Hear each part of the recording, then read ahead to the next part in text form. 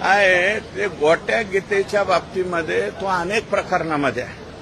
बापू आंधळेच्या बाबतीत तोच गोट्या गीते, महादेव मुंडेच्या प्रकरणात तोच, एक साधबाई म्हणून एक जणाचे हातपाय मोडले तोच आरोपी, त्याच्यानंतर वैद्यनाथ मंदिराच्या पुजाऱ्याचे हातपाय मोडले, गुरव समाजाचा आहे तो, आणि विशेषतः नाथरा गावचा रहिवासी आहे, या माजी कृषी मंत्र्याच्या गावचा रहिवासी, त्याचे हातपाय मोडले.